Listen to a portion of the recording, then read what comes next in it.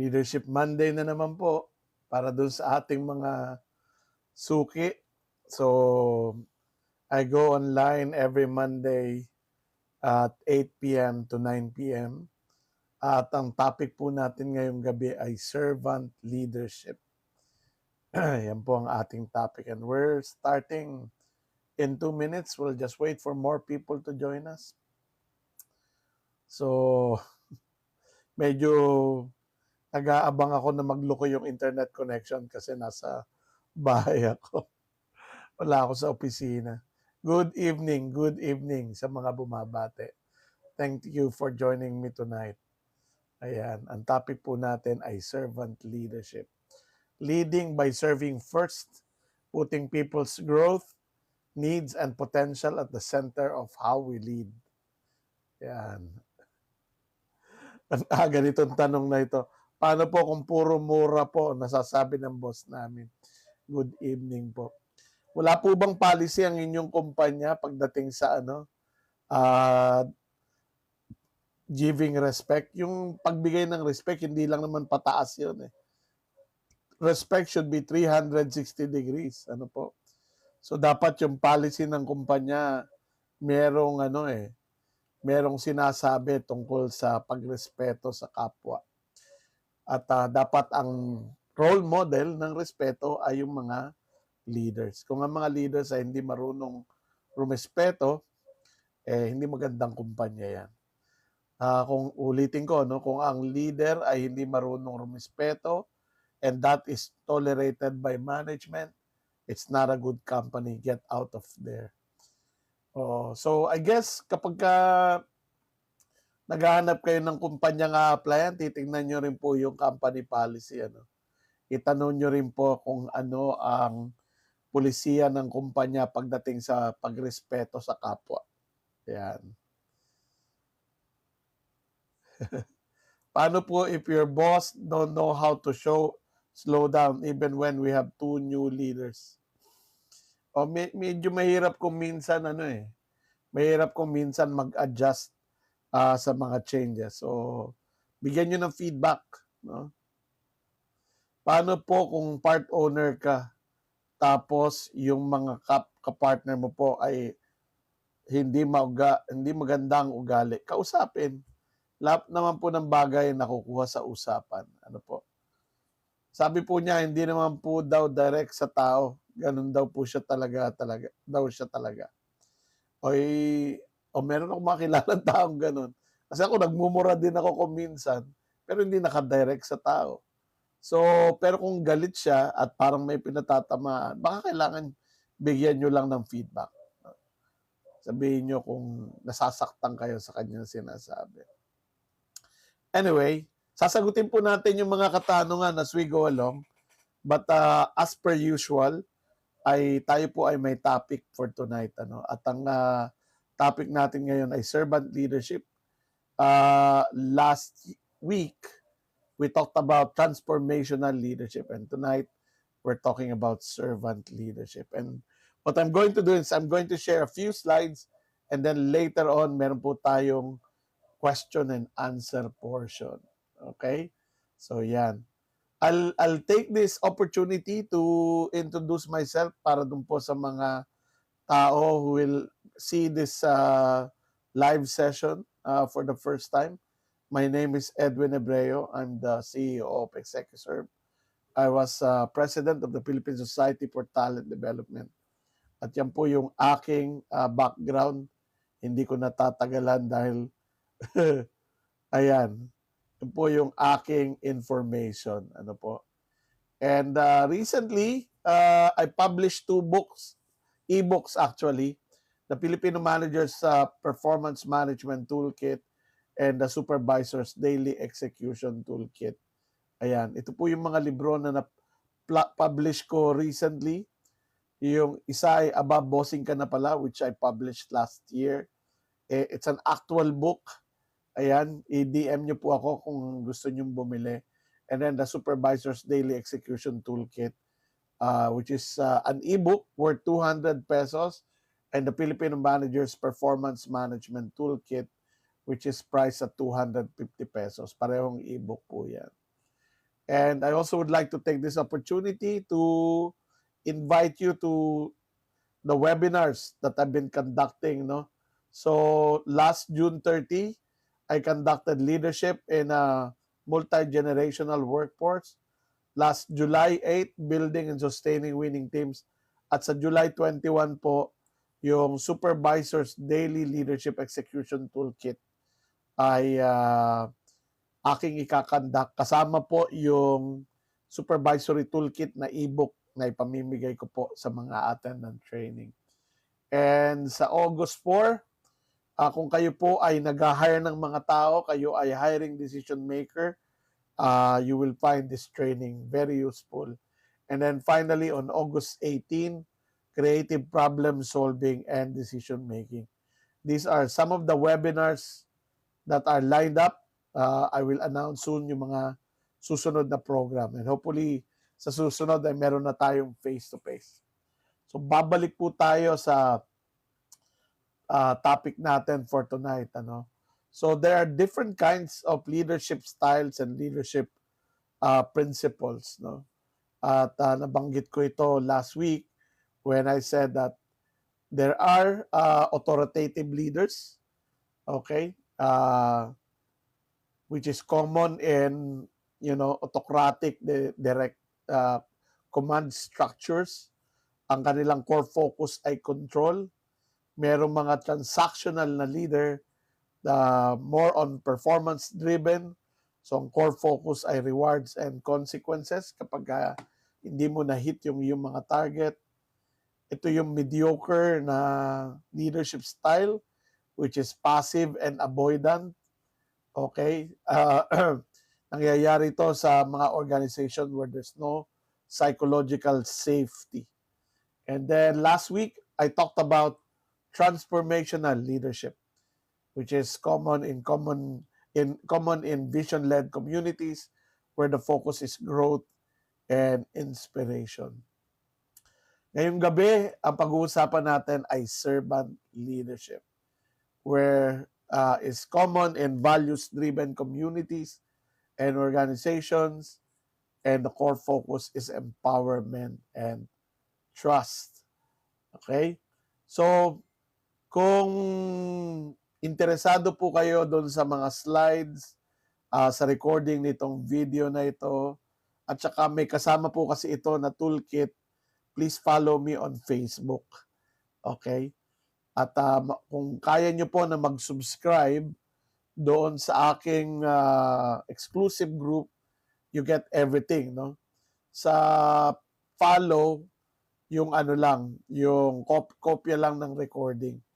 Meron po akong subscribers group, and yung mga members ko po ay nagbabayad ng 99 pesos per month, but they get every week, they get copies of presentations, toolkits, at saka yung full recording ng aking mga learning session online dito sa TikTok. So, what are we going to cover tonight? Okay? Magsisimula po tayo sa definition. Sa definition ng servant leadership. Saan nanggaling ito? Where the idea came from? Ano yung mga principles ng servant leadership? Ano yung characteristics, behaviors, actions, and then let's compare it with traditional leadership, lalo na yung Filipino tradition pagdating sa leadership.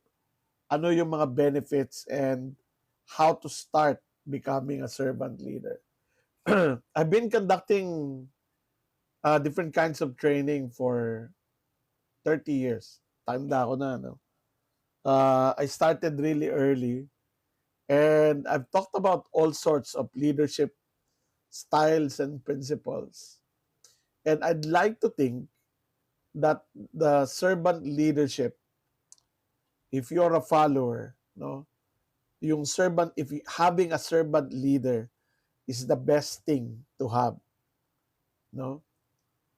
Kung ikaw ay under sa leadership ng isang servant leader, ang swerte mo. Di ba? Dahil yung servant leader is the leader that serves. Obviously, no? Kasi maraming mga naturingang leaders who are focused on power, not on leadership responsibility. No?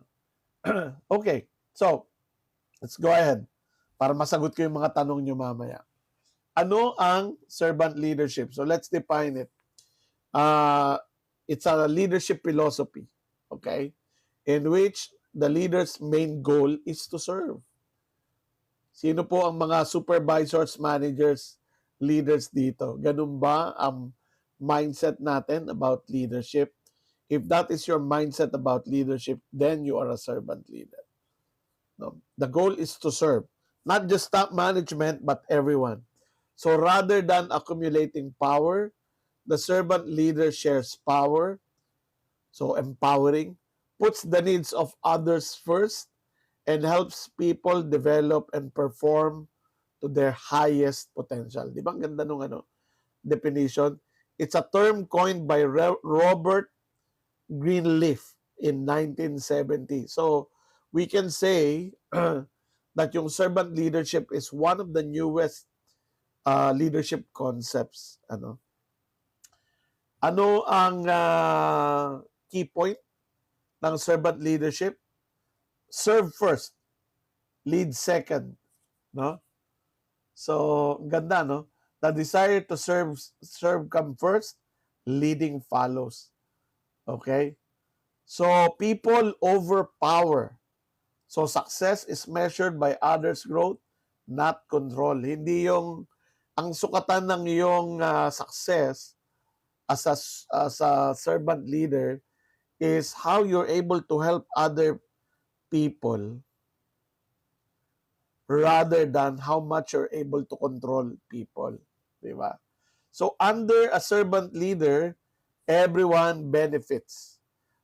Ang philosophy dyan ay stronger people build stronger, healthier teams or organization. So kaya ako sobrang sobrang interested ako, and I try as much as I can to practice servant leadership in whatever leadership role I play.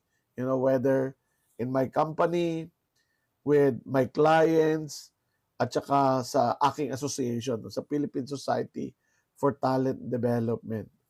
Okay? So, yan po. So, I think it's safe to say na hindi lahat ng nai-encounter nating leaders ay merong servant leadership mindset. Give me a thumbs up if this is the kind of leader you wish to be, no? Or you want to be.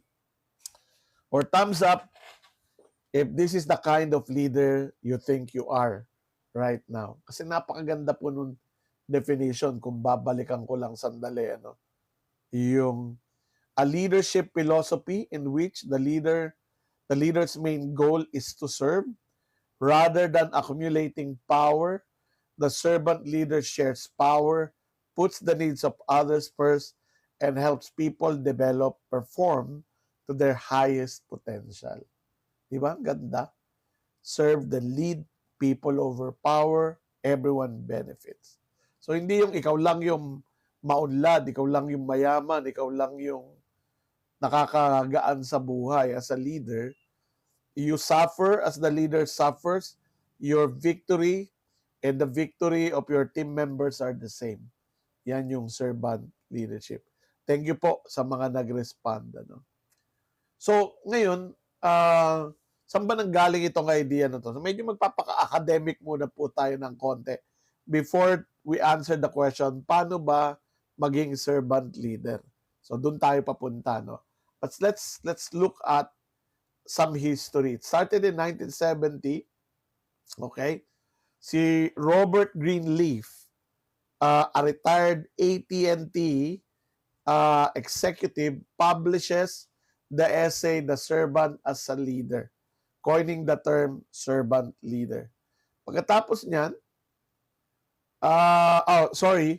yung kanyang essay na yon was inspired partly by Herman Hesse novel, no? The title is Journey to the East, where a humble servant proves to be the true leader. And then the Greenleaf Center was established in 1980s to the 90s, spreads the philosophy across business, nonprofits, and education. And I encountered yung servant leadership in the early 90s, no? Doon ko siya na-encounter when I was conducting leadership training for a cooperative, sa isang kooperatiba. Kasi pagka nasa isang kooperatiba ka, dapat ganun ang practice eh, servant leadership. So today, Larry Spears distills Greenleaf's writing into 10 defining characteristics taught worldwide. So tingnan natin yung 10 defining characteristic ng isang service leader mamaya, and maybe could serve also as our checklist, no, kung how far are we able to practice servant leadership. So ano ang pagkakaiba ng traditional at servant leadership? So pag imagine niyo po yung organizational structure, yung typical organizational structure ng company, nasa taas yung CEO, di ba? Tapos parang pyramid yan, pababa. Next line of leadership, next line, hanggang makarating ka dun sa baba. Baliktad yon sa servant leadership, no? Reverse triangle, where the team members are at the top, and then the leaders at the bottom, with the top level leader is actually at the bottom, serving as the biggest servant of the organization. So ang concept, team, in the traditional, the team serves the leader, di ba? Mga alagad, mga tagasunod, di ba? Alipin sa gigilid. Ayan yung team member. In a servant leader organization, the leader serves the team. So ang lookout ng leader is how do I provide the necessary support to help each individual in my team succeed in their work and succeed in their lives, no? So in the traditional leadership framework, yung power pababa, no? Pababa. In servant leadership model, yung support pataas. Yan. So it's really a paradigm shift. So hindi pwedeng ang servant leader mo ay egotistical, title conscious, di ba? At coercive, kasi your job is to support. Ayan. So there are 6 principles to consider if you're going to practice servant leadership. So let me just highlight each of them. The first one is obviously service. So if you are a servant leader, meeting others' needs is the first priority and true measure of success. And this is corroborated by many other leadership and management theory. No? So isipin nating mabuti yan. Meeting others' needs is the first priority and true measure of success. So it adds, if you're a servant leader, you should be asking this question: do the people in my team have all the equipment that they need in order to succeed? Are they able to perform their jobs because they're appropriately and sufficiently trained? Are they properly rewarded for their effort so that they're able to live a good life, so that they don't have to worry about their lives as they do their work? Ayan. Okay. Yung tanong dito, can you cite an example of big company practicing servant leader? I will be honest na kung meron ba akong kilalang mga kumpanya na sa tingin ko ay nagpa-practice ng servant leadership. Kung for-profit organization, ang isa sa alam ko, base sa aking limited na kalaman, na nakikita ko na nagpa-practice ng servant leadership, ay si Richard Branson, yung anong tawag dito, yung CEO ng Virgin. Siya yung nagsabing serve your employees first, or take care of your employees first, and they will take care of your business. No? So siya yung pinaka pakiramdam ko, and also one of the leaders that I admire, ano, because ano yun eh, he puts his money where his mouth is when it comes to serving his people, no. So yan. There are a number of non-profit organizations where the leaders are naturally servant leaders. Uh, may mga kumpanya who are in social enterprise.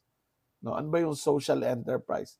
Yung kanilang negosyo ay designed not only to earn profit but also to serve the people, who work there, no? So yung mga rags to riches na sa payatas, ano? There are a number of others. Okay? So service ang isa sa philosophy or principles, no? The next one is empowerment. So a good servant leader shares powers and authority so people can act and grow. So it starts with service. How do I effectively equip people so that they can do their job, succeed, and maybe earn better livelihood because they're successful, no? So, and as people grow, a leader empowers, no? So consultative, collaborative ang isang servant leader. Humility is the next principle of leadership. Leadership without ego, valuing other people's contribution. So, what is this telling us about servant leaders? They appreciate the contribution of their team members. Ano, hindi sila sobrang galing na galing sa sarili nila, di ba? They listen to people, they value the idea of others, no? They recognize their own ignorance. So yan yung ano, no? Yan yung humility as a principle of servant leadership. The fourth one is authenticity. Being genuine, honest, and consistent in words and action. So may credibility sila, no? Yung mga servant leader. Kasi yung sinasabi nila at saka yung ginagawa nila consistent. No, they do not manipulate people. Hindi sila nang bobola. Nagsasabi sila ng totoo at yung sinasabi nila at saka ginagawa nila, yung sinasabi nilang values nila at saka yung ginagawa nila ay consistent sa isa't isa. I think isa ito sa napakahalagang characteristic, no? Tingnan niyo yung mga nagiging boss ninyo. Okay? O yung boss nyo ngayon. Nangyayari ba yon na yung sinasabi nilang mahalaga, yung pinapahalaga nila, at saka yung actions nila are consistent with each other. And that's consistency. The fifth one is stewardship. Okay? Ano ba Tagalog ng stewardship?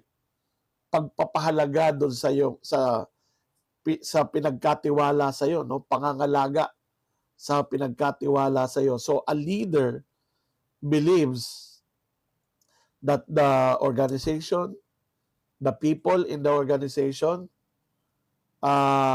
is entrusted to them. Halimbawa, kung ikaw ay isang boss at nag-hire ka ng isang tao, okay, sa iyong team, sa iyong kumpanya, yung tao na yon, ipinagkakatiwala niya sa iyo yung, to a certain extent, ipinagkakatiwala niya sa iyo yung kinabukasan niya, di ba? For example, kung nag-apply ako at in my 20s, and then I spend 5 years of my youth in your team, in your company. Itinaya ko yung di ba? Itinaya ko yung 5 years ng aking buhay sa kumpanya. So a good servant leader values that, no? Holding the team mission in trust for the greater good. Okay? So yun yung stewardship. Pwede kang pagkatiwalaan ng mission ng kumpanya, pwede kang pagkatiwalaan ng kinabukasan ng mga tao under your leadership. Di ba ang ganda, no? Ang ganda talaga ng steward, ng servant leadership. I wish all leaders are servant leaders. Unfortunately, hindi lahat, no? So, I'm hoping na through this simple learning session ay maka-attract ako ng mga tao who will read more, no? Mag-research pa po kayo, aralin niyo po yung servant leadership, and be the servant leader that you are destined to be, or that you ought to be. The last one is trust. So, ang isang servant leader ay trustworthy. Di ba? Building safety and integrity that lets people take risk. Di ba? I think this is particularly important. Babalik na naman tayo sa mga Gen Zs, ano? Ang mga Gen Zs kasi ay they don't easily trust. At kapag wala silang tiwala sa'yo, iiwanan ka nila agad eh. So, I think it's natural for the Gen Zs to actively seek servant leaders. So, ayan po, make it your checklist, no? The principles behind the practice of servant leadership is service, empowerment, humility, authenticity, stewardship, and trust. Yeah. So, it's something I can't say I'm perfect. I'm sure I fail a lot of times, but these are the 6 principles that I try to follow, no? Pagdating sa leadership, ito yung gusto kong i-develop sa sarili ko. Ang isa sa siguro, if there's one principle that I really need to work on is humility. Medyo may kayabangan po ang lolo nyo. So I still need to work on my humility. I try my best to be of service to others, to empower my team, to be as authentic as I can, to mind the trust being given to me by people through stewardship, and trying to make an environment that is psychologically safe. Those are things that I continue to do. Tonight's session is also a reminder to me to be more humble. No, that's something I think I need to work on. So, ito yung latest development pagdating sa servant leadership, no? Na paano ba ipapractice yung servant leadership? So there are 10 characteristics that could very well serve as our checklist. Let's take a close look. Start with listening. It goes without saying that a servant leader is a good listener. No, they're receptive to what's said and unsaid. Ano bang ibig sabihin ng said and unsaid? Pag nagko-communicate tayo, when we communicate, we don't just communicate with words. We communicate with our eyes, we communicate with our mouth. Like ang ginagawa ko ngayon, nagge-gesture ako. So a good leader is an active leader. They don't just listen with their eyes. They don't just listen with their ears. They listen with their eyes and they listen with their heart. Yun yung way of listening ng isang leader. So paano mo gagawin yun? Okay? Paano mo gagawin yun? When you listen with your ears, you get facts. Di ba? When you listen with your ears, you get facts, you get information, you get data from people. Yung factual data, whatever information they're trying to convey. That's listening with your ears. When you listen with your eyes, you listen to emotion. You listen to yung gesture, yung tone of voice. You are able to determine ano bang nararamdaman nitong tao na to. Masaya ba siya, malungkot, galit, right? So you don't just listen to content, you also listen to emotion. And what happens when you listen with your heart? Medyo dramatic yun, ano? Listen with your heart. When you listen with your heart, you hear what's important to this person. Who is this person? No? Ano bang identity meron itong tao na to? Ano ba ang mahalaga sa kanya? Di ba? So yun yung yun yung servant leadership way of listening. You listen with your ears, you listen with your eyes, and you listen with your heart. So that's listening. And as you listen, you don't just listen to understand. You listen to have a deeper appreciation of where people are coming from. Di ba? Kaya mong tanggapin yung mga tao in their imperfect selves. Okay? Meron 3 klase ng empathy. I talked about this last week. I'd like to repeat today. There are 3 kinds of empathy. Yung una ay yung tinatawag nating cognitive empathy. Cognitive empathy happens when you make an effort to understand where the other person is coming from. No? Saan ba siya nang gagaling? Ano bang gusto niya sabihin? Ano bang nararamdaman niya? That's cognitive empathy. The other empathy, the second one, is affective empathy. Ano naman yung affective empathy? Nararamdaman mo yung nararamdaman nung kausap mo. Malungkot ka dahil malungkot siya. Masaya ka dahil masaya siya. Okay? Frustrated ka dahil frustrated siya. That's affective empathy. No? So, ayan. And the third one is the most powerful empathy. It's called compassionate empathy or compassion for short. Okay? A servant leader, I believe, has compassionate empathy. Bakit? Naintindihan mo kung saan siya nanggagaling, where the person is coming from, how the person feels. You recognize their emotion and you're able to mirror that emotion.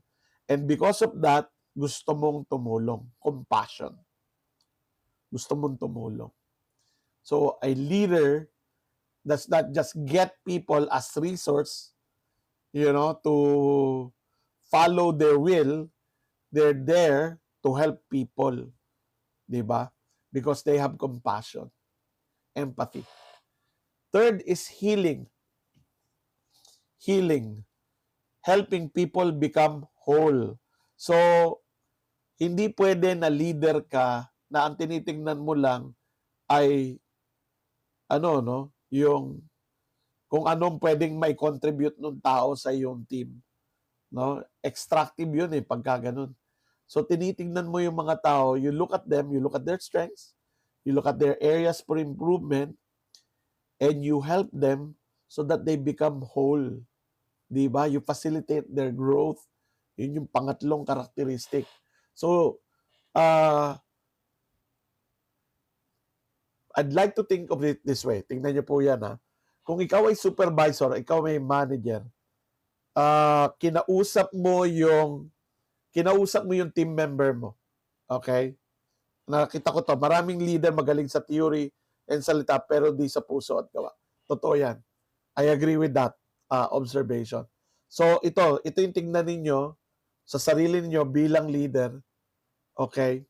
Pagkatapos mong kausapin ang team member mo, yung team member mo may maling ginawa. Right? May mali siyang ginawa. Hindi niya na-meet yung iyong expectation, you're frustrated, medyo may halo kang inis. Kinausap mo siya. Pagkatapos mo siyang kausapin, ano ang pakiramdam nung kinausap mo? Right? Yung kinausap mo ba, pagkatapos mong kausapin, are they excited to apply what they've learned from that conversation? Excited ba silang ipakita sa'yo na they can do better? Do they have ownership and accountability? Okay? Are they more confident na this time around, tama na yung gagawin nila? That's what servant leaders do. Ang extractive na leaders ay pagkatapos kausapin, walang kwenta yung trabaho mo, palpak ka talaga, etc., etc. Pagkatapos kausapin, ang pakiramdam nila, sinabon. Di ba? Sinabon ng walang banlawan. Okay? Traumatized ang pakiramdam. So that doesn't happen under the leadership of a servant leader. Bakit? Kasi they help people become whole. Yun yung healing. Yung fourth ay importante. You cannot be a good servant leader to others if you don't have self-awareness and situational awareness. Yung self-awareness is recognizing your emotion, your strengths, your weaknesses, your values, what's important to you, no? Sa bilang isang leader, I think these are all important, especially kapag frustrated ka. Pag hindi nangyayari yung gusto mo. Recently, magkukwento ko very quickly. Recently, I am frustrated because I'm trying to lead this volunteer group, and I'm not seeing a lot of commitment from people. Okay, and I try as much as I can to communicate, no? Nakikipag-usap ako sa kanila, nagre-request ako na mag-respond sila. But because these are the busiest people in the world, busy din talaga sila sa trabaho nila, I'm not getting the response and the commitment that I need, So, madaling magtampo madaling sabihin, bakit? Busy din naman ako and we're all volunteers. Pahalagahan nyo naman yung oras ko. Pwede ko sabihin yun, pahalagahan nyo naman yung effort ko. Pero importante kasi na you're aware ng ano yung nararamdaman mo, to process it, and then to recognize and appreciate where the other people are coming from, with their own busyness in life. Okay?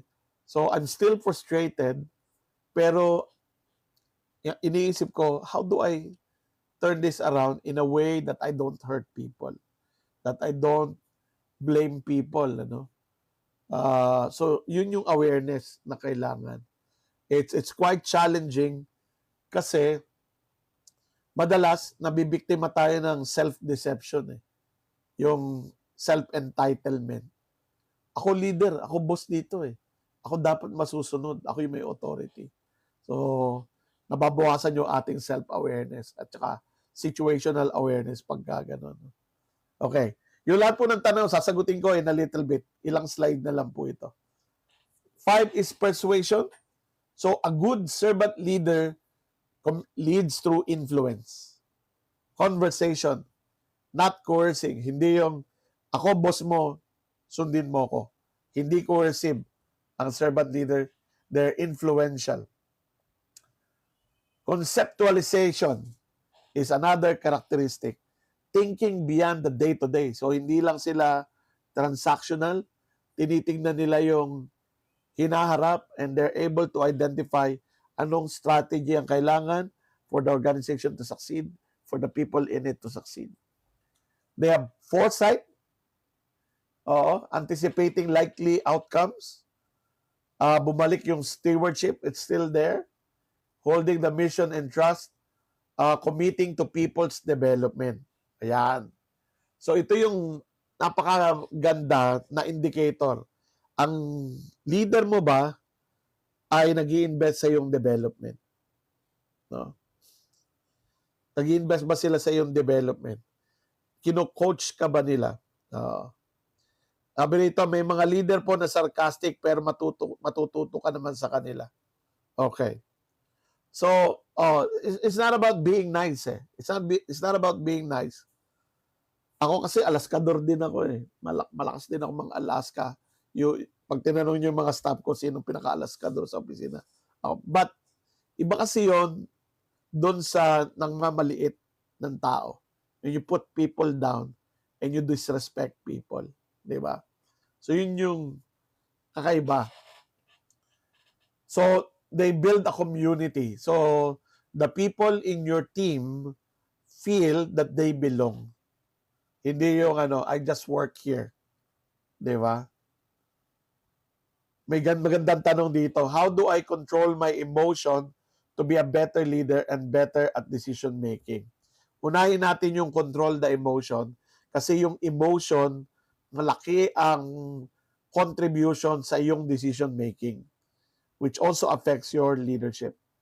So, kung medyo mahina ang iyong control sa emotion, ang aking suggestion ay magkaroon ka ng coach.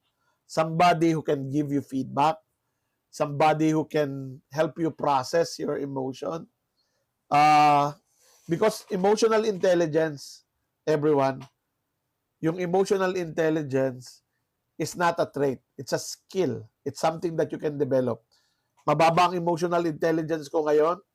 If I decide to develop my emotional intelligence skill, yung aking EQ, I can do that.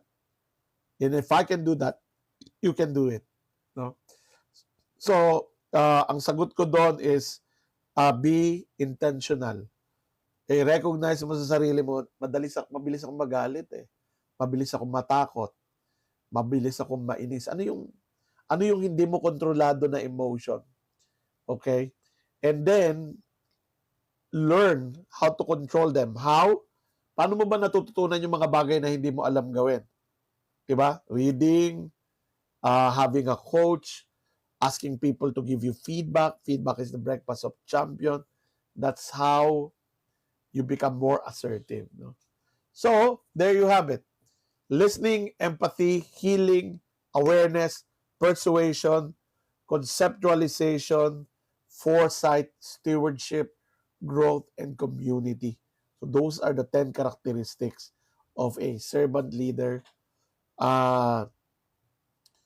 Pwede nating lawakan yung pagkakaintindi natin dyan. I hope that today inspires you to be a servant leader. Ito yung checklist. Ano po? So, how do they show up? Paano mo malalaman? Sa behavior. They listen actively. They show empathy. They prioritize others. They share power. They develop people. And they lead with humility. So, how do you demonstrate it on a day-to-day basis? Ito. Ask, how can I help? Make support the default opening, not an afterthought. Halimbawa, supervisor ka at may huddle ka or team meeting ka every day. You go to the meeting curious, not about people's progress alone. You're curious about how you will be able to help them. No? So of course, you need to know the progress. So may daily huddle, may toolbox meeting. Your interest is, how do I help these people? No? Ayan. Pag-usapan natin mamaya yung paglaki ng ulo ng mga tao. Okay, remove obstacles. Okay, yun yung trabaho natin. Okay? So yung mga leaders na hindi servant leaders, pagka merong hindi na-meet na expectation, ang trabaho nila manise, di ba? But a servant leader is curious about ano bang humahadlang sa performance ng tao na to, and how do I remove those hadlang, those barriers. Okay? Invest in people's development. Provide resources, stretch assignments, and mentoring. Meaning you give people an opportunity to learn and grow in their roles. Okay. Meron pa. Hold regular one-on-ones. So create space to listen, coach, and unblock people. So meron ka 5 tao sa loob ng 1 buwan, kahit 1 beses lang nagkausap kayo, no? At nakinig ka sa kanila at na-coach mo sila.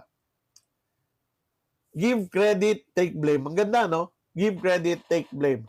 Celebrate the team, absorb the setbacks yourself. Di ba?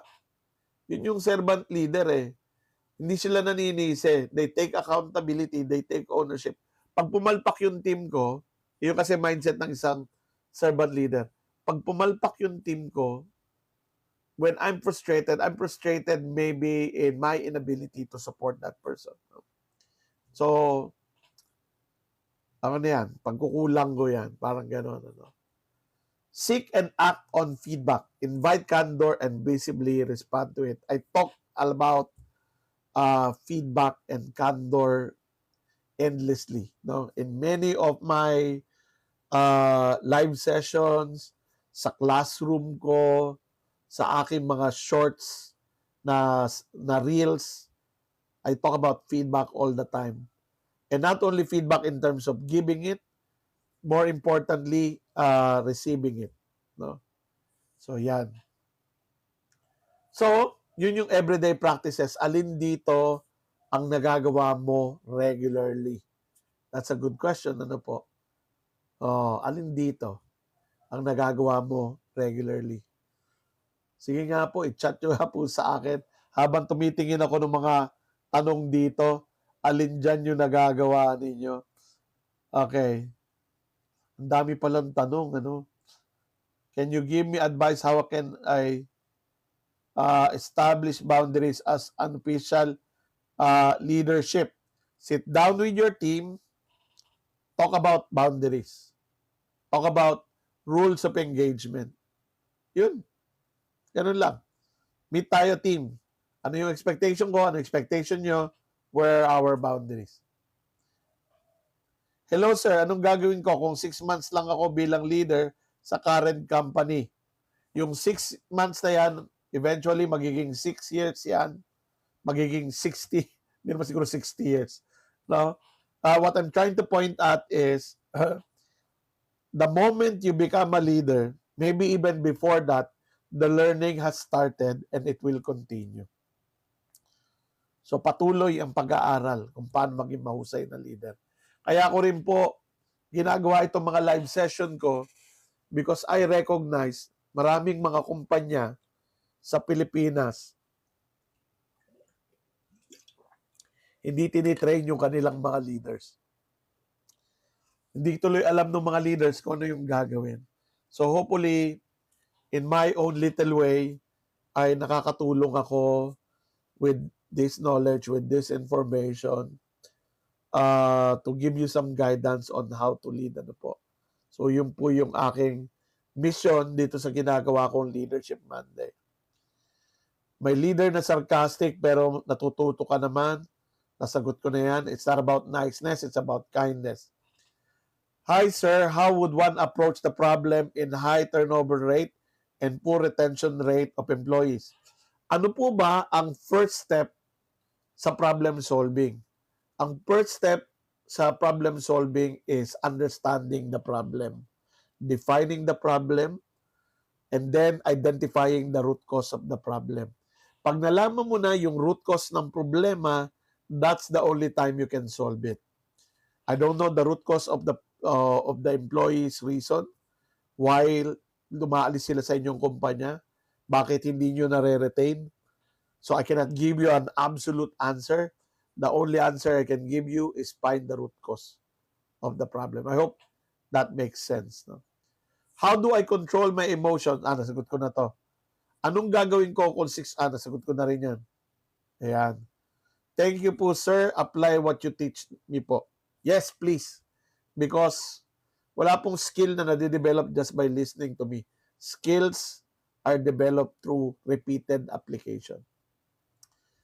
Paano naman po yung boss mo yung emotional? Like mabilis magalit or ego tripper kapag nagalit? Okay?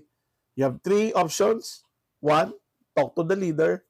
2, ignore the leader kung hindi ka naman kaya mo naman na hindi ka naapektuhan sa trabaho mo, or kung hindi mo kayang kausapin, hindi mo kayang i-ignore, look for a better leader.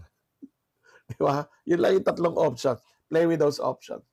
How can we differentiate being persuasive or assertive? Okay. I think yung persuasiveness ay effectiveness sa pag-communicate. Di ba? Skill siya. Yung assertiveness is your ability to maintain respect for yourself and respect for others as you communicate. Di ba? So, kaya mong sabihin kung anong kailangan mo, anong nararamdaman mo, yung disagreement mo, your ability to say no without hurting the other person's feelings or without being disrespectful of others. Kasi if you're already disrespectful, you're not assertive, you're aggressive. Di ba? So persuasiveness is being able to use some persuasion skills para makumbinsin mo yung mga tao. So, Yung dalawa na yon ay importanteng skill, no? Paano po maiwasang lumaki ang ulo ng mga worker mo? Ano po ba ang ibig sabihin nyo ng lumalaki ang ulo ng worker? Okay. Dahil ba nato-tolerate yung kanilang bad behavior? Dahil ba magaling sila at napatunayan magaling sila and they're too proud? Yun ba yung ano? Nayayabangan ka ba dahil sa kagalingan nila? Di ba? So, pag mahusay yung team mo, you recognize them. Di ba? You should. And they should feel proud kung magagaling sila. Ang mahirap, yung hindi magaling pero mayabang. Di ba? Oo. So that's where yung servant leadership comes in. How do you help them maintain their level of professionalism, no? So may mga bagay na nakukuha sa usapan, may mga bagay where you have to point out the rules. You have to point out the rules of the company. Kasi ayaw sumunod ng mga tao at nakakaapekto sa performance ng team. So sometimes you have to discipline a few people for the sake of the many people in your team. I don't know if that makes sense, no? Ayan. Hi, Lucila. Oo. Paano po if the team's doing good and nothing to talk about minsan sa isang buwan on our one-on-one? There's always one thing to talk about, no? Something to talk about. One, recognition. Magaling sila, di ba? Oo. Kailangan mo lang bang kausapin yung mga tao mo pag may palpak silang ginawa? Kung magaling sila, yun ang topic ng usapan. And talk about what's the next level for them. No? Talk about how they can continue to grow in their career. Ayan. So, wala namang ginagawang palpak to, hindi ko siya kailangan kausapin. Maling mindset po yun. In terms of handling a team, would using the LMX model help a leader in terms of determining who to focus? Hindi po ako familiar sa LMX model. I'll be honest. I-research ko po yan. Hindi ko, antong 1, 2, 3, 4, 5 po siguro. Aside from enhancing my critical thinking skills, what else po yung mas dapat ko pang i-develop? Sobrang dami po. Okay. Pwede mong tanungin si ChatGPT where do I start in developing my skill, no? Pwede mong i-search. Tapos tingnan mo, maggumawa ka ng checklist para sa sarili mo and then try to identify, ito, strength ko na ito. Magtanong ka sa mga kaibigan mo, alin dito yung sa tingin yung strength ko, alin dito yung area for improvement ko. Start there. Okay. Marami-rami na po ako na-discuss na different kinds of leadership and we will continue to talk about more. If you want to see yung mga long form na videos, yung mga recording nito, puntahan nyo po yung aking YouTube channel. Nandoon po yung iba. Okay? Hi sir, I have a problem with my manager. You're not alone. Marami pong may problema sa kanilang manager. I'm sure some of my staff have a problem with me. Ang kailangan lang is kailangan open yung channel of communication. Because from time to time, if we work together, we're going to have a problem with each other. The question is, hindi yung kung meron tayong problema o wala. Ang tanong is, are we able to talk about those problems? Are we able to resolve them? Yun yung importante, no? Kasi hindi naman tayo perfecto At sometimes, we create problem for each other. So, how open is the communication so that we're able to solve those problems, no? Ang problem po siguro, being their peers before I get frustrated, making me doing tasks myself. Nako, delikado po yan. Oo. Kung matagal nyo na silang kaibigan, mas lalong dapat umupo kayo at mag-set at level ng expectation. Talk about your friendship and talk about your new relationship as supervisor and team members, no? As managers and team members. Kailangan yung pag-usapan yan. Marami akong video tungkol dyan sa topic na yan, paulit-ulit sa aking channel. So, kung hindi pa po kayo naka-follow, follow. Marami po akong sinabi tungkol dyan. Anong training nyo po na ikakandak sa ganitong topic? Wala po akong nakaschedule ngayon on servant leadership. Normally, I run this based on the request of my clients. No? Kasi they want to build the culture of servant leadership. No? Kailangan yung servant leadership nagsisimula doon sa pinakataas. Hindi ibig sabihin nun, hindi ka pwede maging servant leader kung hindi servant leader yung boss mo. It's just going to be more challenging kapag hindi servant leader din yung boss mo. Ako, meron pa yata akong ilang slide, pero parang pare-pareho na rin. Pare-pareho na rin yata ito. So, ano yung benefits? So, itutuloy ko po yung mga mamaya. No? What are the benefits if you are a servant leader? Okay? Trust. No? Psychological safety grows when people feel supported. And the kind of trust this develop is the trust in the leader. Hindi fear of the leader, hindi respect of the leader, but trust in the leader. Engagement is higher with servant leaders. Purpose and autonomy raise motivation and ownership. Pagkaalam ng mga tao na empowered sila, malaki na itutulong doon sa engagement. Retention of people. People stay where they feel they are developed and valued. Okay? Collaboration. Shared power builds stronger, more cohesive teams. Ito rin yung aking ito yung isang opinion ko pagdating sa empowerment. The more you share power, the more you give away power as a leader, the more powerful you get. Because you get to do a lot of things because you're able to multiply yourself through others. So the more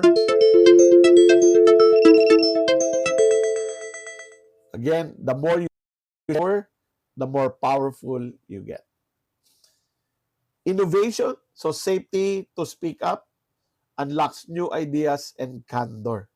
People are able to say what they want to say. They're able to try what they need to try. And finally, ethical culture.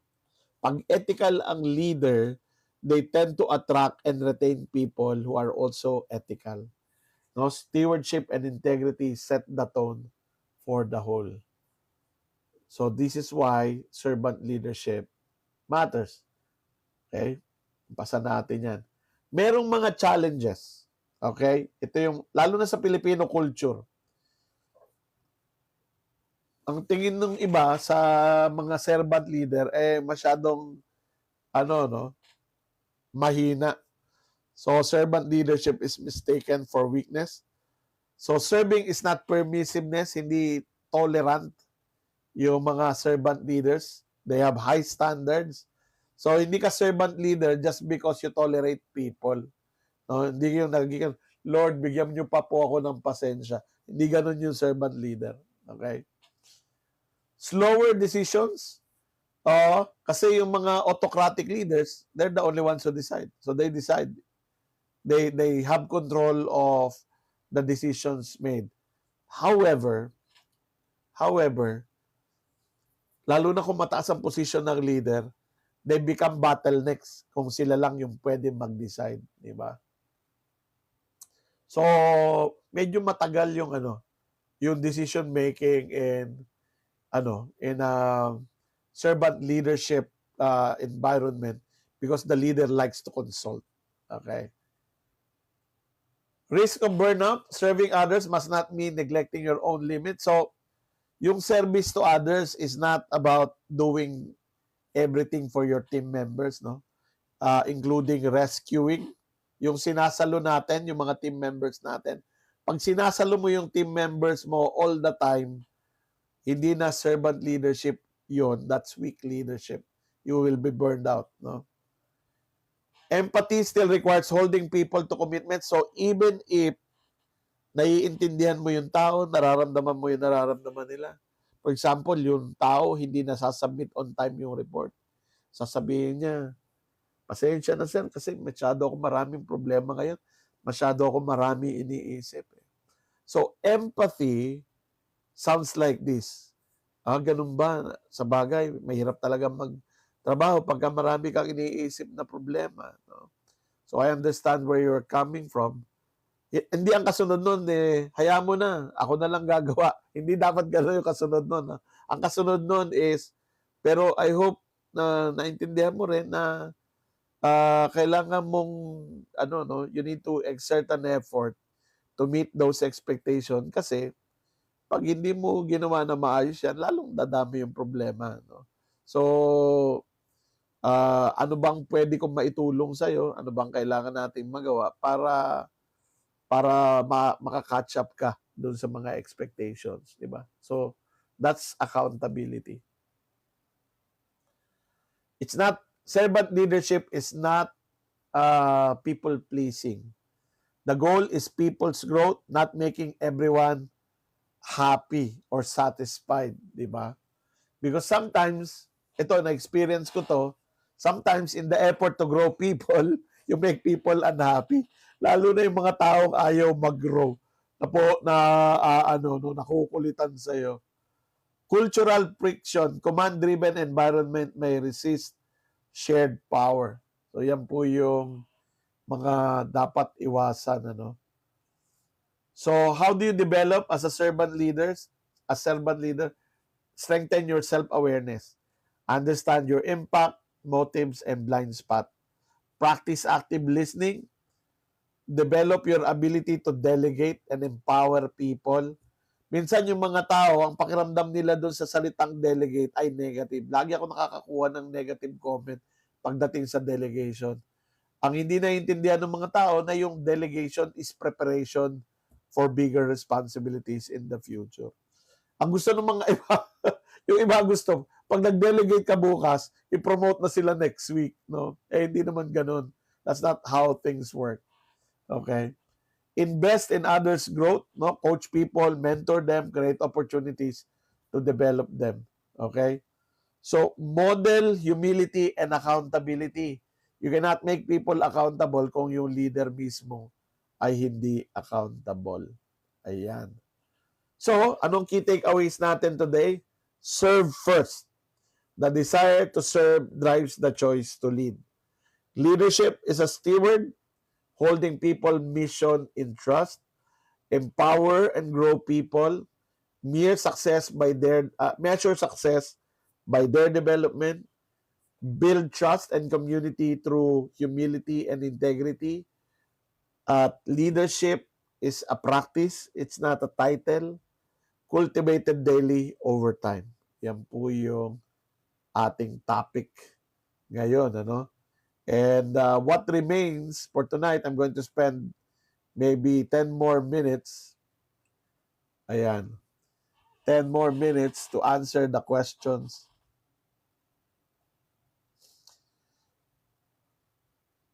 Okay. Dami. Say natin, ha. Tingnan natin. May session na po ba kayo regarding boundaries before? Hanapin niyo po yung assertive communication na topic. Okay, tingnan natin. Marami pa dito sa taas. Is it worth it to be promoted from TL to manager if hindi mataas ang increase? Okay. There are two ways to look at that situation. You can look at it and say, parang lugi ko dito. No? Parang gano'n, ano? Teka, ba't ganito yung aking camera? Teka, yan. Okay. Parang lugi ako dito. Huwag na lang, no? Huwag na lang. Nasaan na yun? The other way of looking at it is, maybe I should invest in this. And if I do well, I'm going to ask management to reward me, to compensate me based on the value that I contribute to the organization. And why is it important to think that way? Kasi ganito yan. Hinusayan mo, ginalingan mo, pero you're not given the kind of compensation according to your value. Pag sinabi kong ginalingan mo, hindi ibig sabihin naghatag ka ng 16 hours per day, nag-effort ka ng matindi, hindi po yun ang ibig ko sabihin. Ang ibig ko sabihin nung ginalingan mo is tinaasan mo yung iyong contribution. It's not the amount of time that you spend, it's the quality of your work and the quality of your contribution. So kung sa tingin mo, nung tinanggap mo yung managerial na role, humusay yung department mo, no? Tumaas yung contribution mo sa kumpanya. Pero ayaw i-recognize yun ng kumpanya, ayaw kang i-reward, pero magaling ka na. Anong meron ngayon sa'yo? Ang meron sa'yo ngayon ay option. The option to explore, to look for companies, who will pay you more. Di ba? Kasi kung nanatili ka doon sa, ayoko from TL to manager, tapos konti lang yung dagdag, wag na lang. O edi pag nagsawa ka, TL ka pa rin. Maganda pag nagsawa ka doon sa kumpanya mo, manager ka na. Para pag humanap ka na ibang kumpanya, mas mataas yung sahod, di ba? So, gano'ng katagal ka maghihintay? That's up to you. That's up to you. Ang aking recommendation, every time na mapopromote tayo, let's make an effort to develop ourselves so that we increase the value of our contribution. Hindi to oras lang or effort lang or getting things done lang. Kung gusto mong tumaas ang yung value sa kumpanya, okay, you contribute to quality, you contribute to productivity, you contribute to innovation. Learn those things, no? Ayan. Okay. Hingi ng output pero yung system namin nga ay old, not applicable na sa panahon ngayon. Lahat ng problema, ang solusyon ay especially organizational problems or team problems, nasosolve lang siya sa usapan.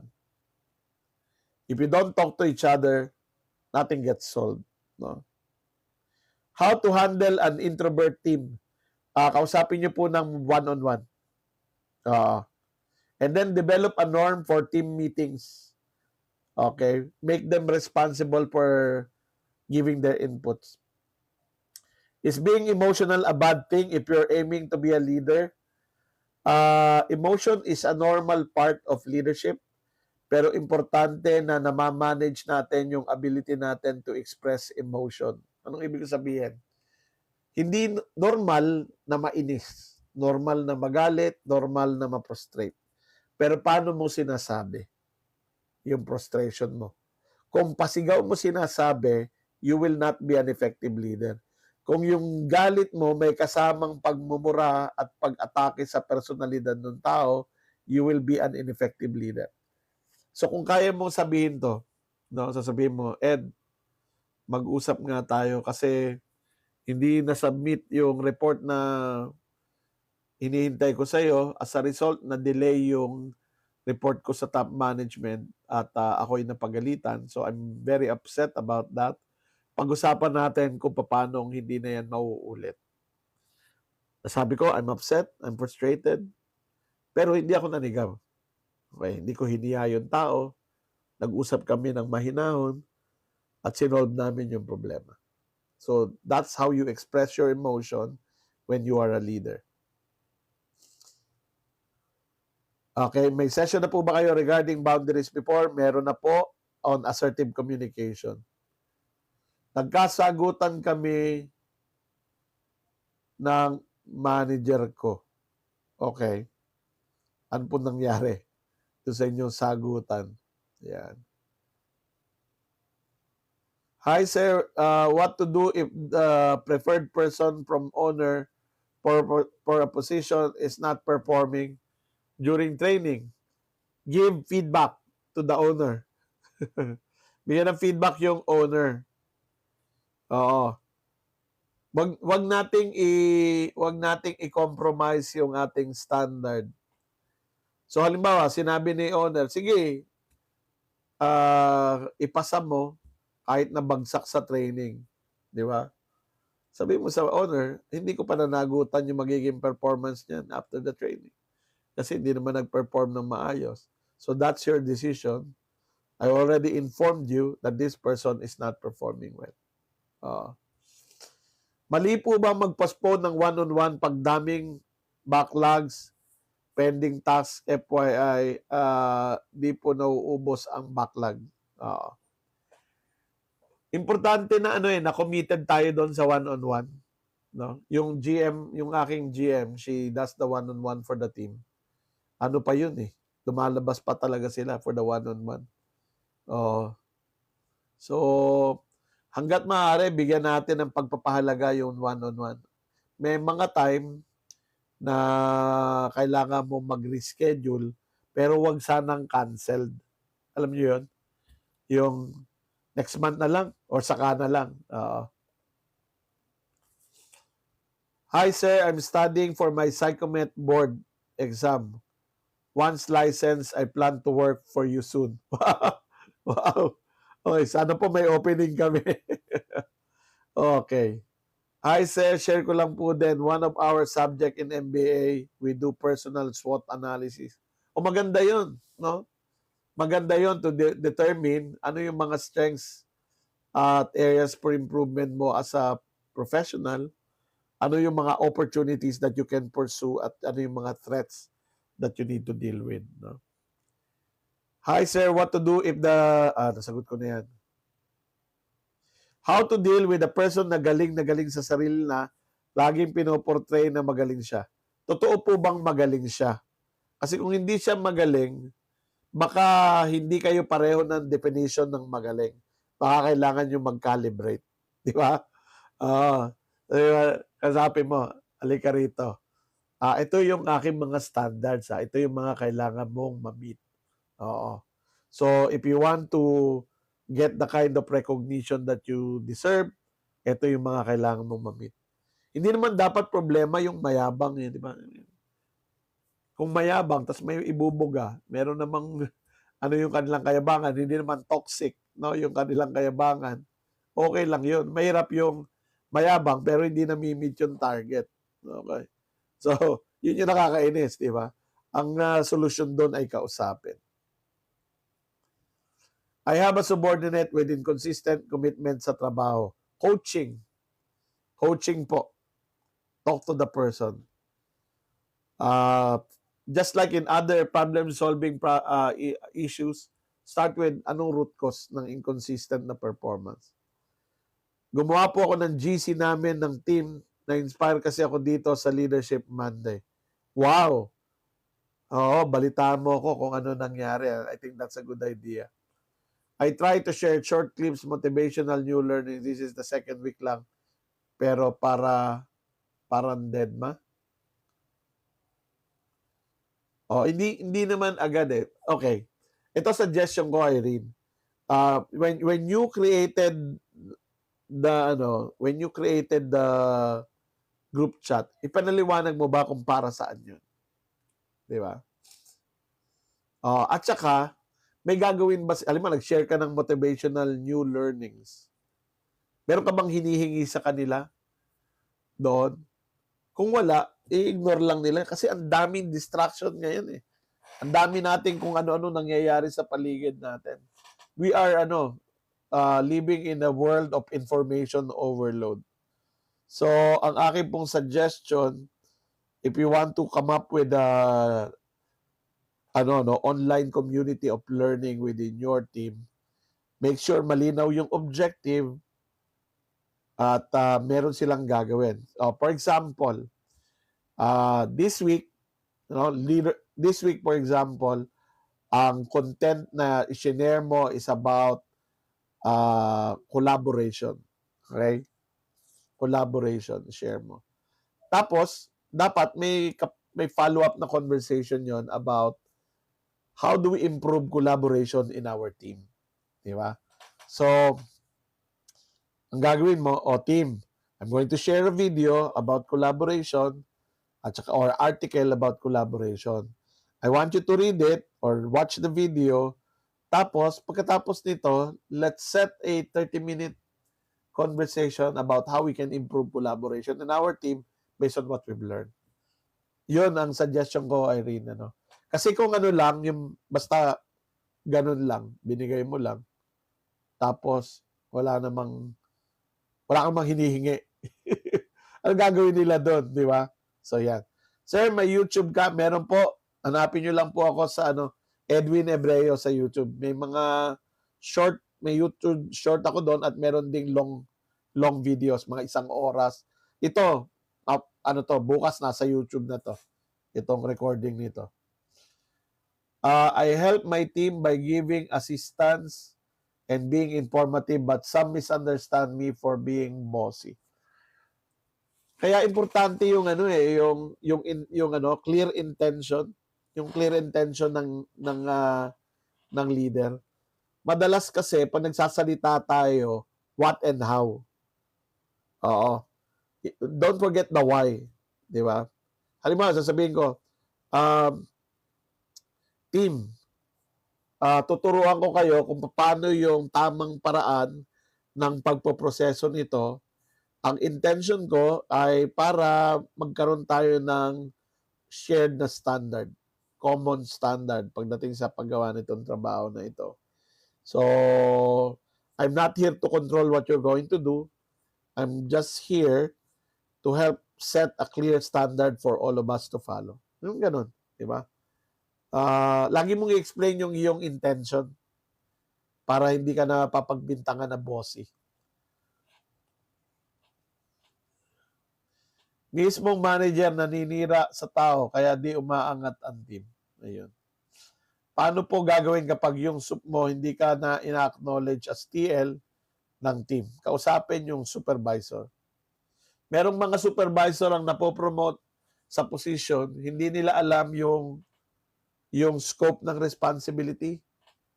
Hindi nila nakikita yung halimbawa, sup, TL, employees. Akala nila lahat yun pag ganun, when in reality, dapat sup sa TL, TL sa employees.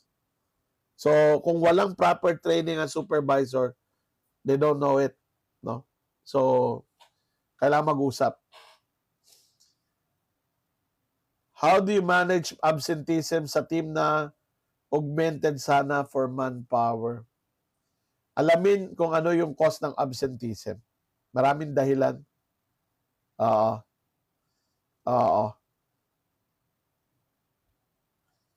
So pagka ganun, may trend, na yon.